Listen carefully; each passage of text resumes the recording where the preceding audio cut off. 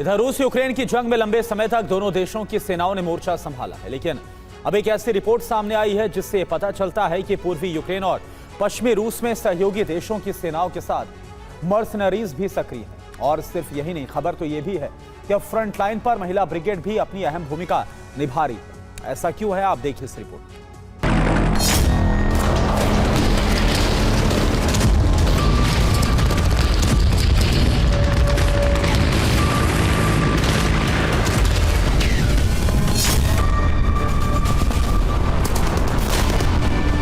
पूर्वी यूक्रेन से लेकर पश्चिमी रूस तक हालात बदलने के लिए दोनों तरफ से ऐसी रणनीति अपनाई जा रही है जिसने दोनों देशों के लिए सैन्य संकट बढ़ाया।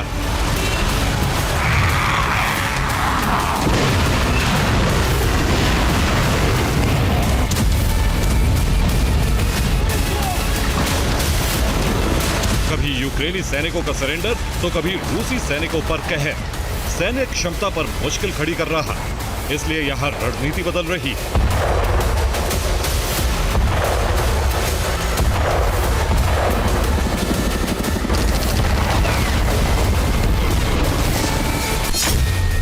मर्सनरीज और साझेदार, शुरू निर्णायक वॉर।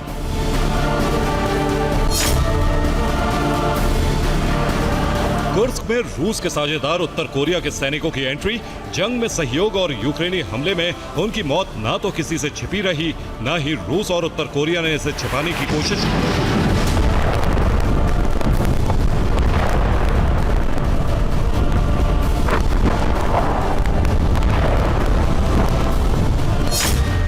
लेकिन इसी साझेदारी मॉडल के तहत फ्रंट लाइन पर हालात बदल गए। दावा है कि यूक्रेन ने इंटरनेशनल लेगियन में शामिल विदेशी सैनिकों को जंग में उतारा, जिसमें ब्रिटेन, अमेरिका और यूरोपीय देशों के प्राइवेट मिलिट्री कंपनी के सैनिक शामिल।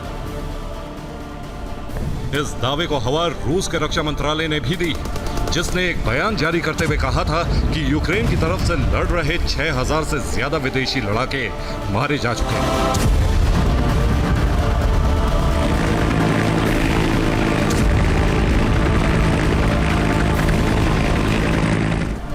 लेकिन अब यूक्रेन के एक दावे ने फ्रंट लाइन पर जारी युद्ध को और उलझा दिया।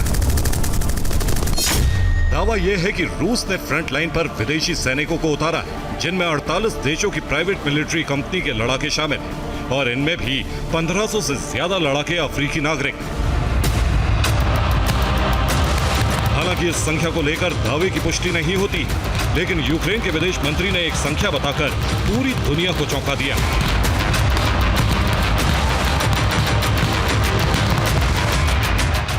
एंड्री सिबिहा के मुताबिक मौजूदा समय में 36 अफ्रीकी देशों के सैनिक जंग में शामिल हैं। रूसी सेना में शामिल इन नागरिकों की मौजूदा संख्या 1436 है।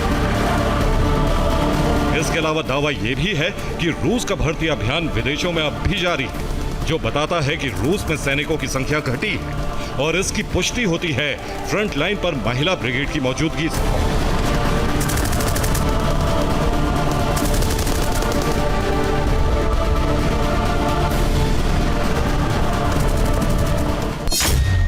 खबर यह है कि रूस ने अपनी महिला ब्रिगेड भी फ्रंट लाइन पर एक्टिवेट कर दी। इस समय 27,000 महिला सैन्यकर्मी जंग में सीधे शामिल हैं। इनमें ज्यादातर महिला सैनिक प्राइवेट मिलिट्री कंपनी का हिस्सा है, जिनमें ज्यादातर स्नाइपर और ड्रोन ऑपरेटर की भूमिका में। इसके अलावा रूसी पीएमसी ने महिला सैनिकों की भर्ती के लिए विज्ञापन भी निकाला है, ताकि वुमेन्स ब्रिगेड की भूमिका सिर्फ लॉजिस्टिक्स या सपोर्ट विंग की ना रहे। यानी रूस की सैन्य आक्रामकता कम नहीं हो रही, जिसके चौंकाने वाले नतीजे भी सामने आ रहे हैं।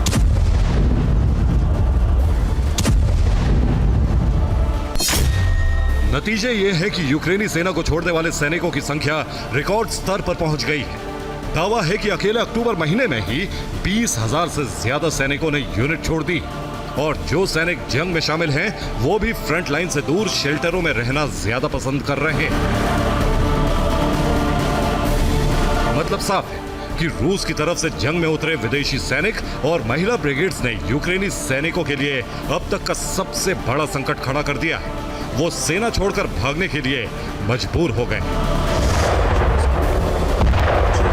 Bureau report, TV9 Bharat.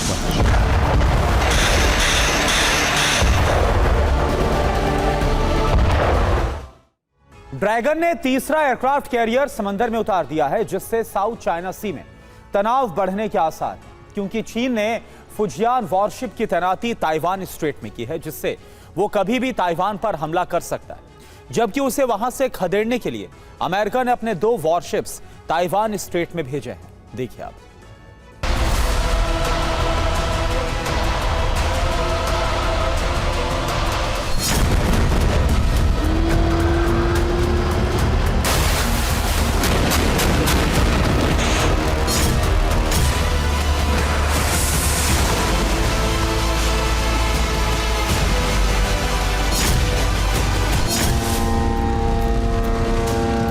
आ गया फुजियान। ताइवान में मचा कोहरा।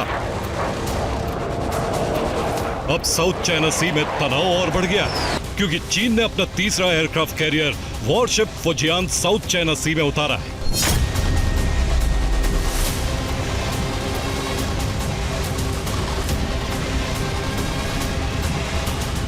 फुजियान की लॉन्चिंग के वक्त चीन के राष्ट्रपति शी जिनपिंग भी पहुंचे थे।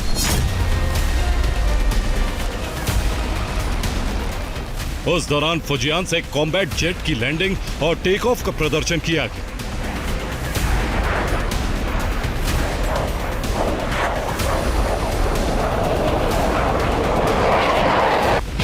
फुजियान 80,000 टन लोहे से बना है।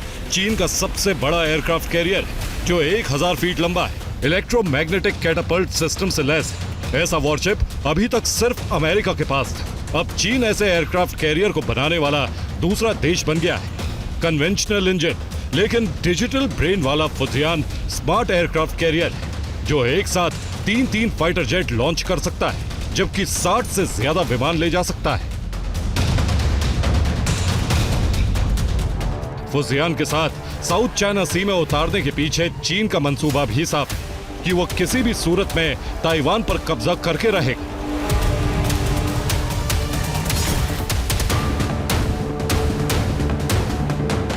खासतौर से फुजियान को ताइवान स्ट्रेट में तैनात किया जाएगा, जहां से वो लगातार ताइवान पर निगरानी कर सकता है और कुछ ही मिनटों में हमला भी कर सकता है। चीन के पास अब 3 एयरक्राफ्ट कैरियर हैं, लियाओनिंग, शानडोंग और अब फुजियान। तीनों को इंडो पैसिफिक में तैनात किया हुआ है। इससे चीन की पैसिफिक में पकड़ मजबूत हो गई, जबकि अमेरिका की नींद उड़ गई, क्योंकि अमेरिका किसी भी परिस्थिति में चीन को हावी नहीं देख सकता है, क्योंकि फुजियान अमेरिकी यूएसएस जेराल्ड आर फोर्ड की तरह काम करता है। इस वॉरशिप के जरिए चीन ने ताइवान को धमकी दी। ताइवान ने खतरे को भांप लिया है, पलटवार के लिए तैयार है।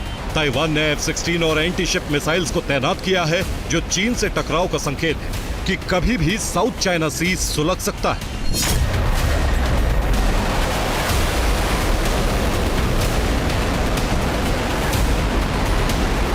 हालांकि युद्ध के लिए चीन काफी वक्त से तैयारी कर रहा है। मिसाइलों का प्रोडक्शन बढ़ाया है। कुछ सैटेलाइट इमेज सामने आई, जिसमें चीन की सीक्रेट मिसाइल साइट दिख रही है, जहां वो लगातार प्रोडक्शन कर रहा है।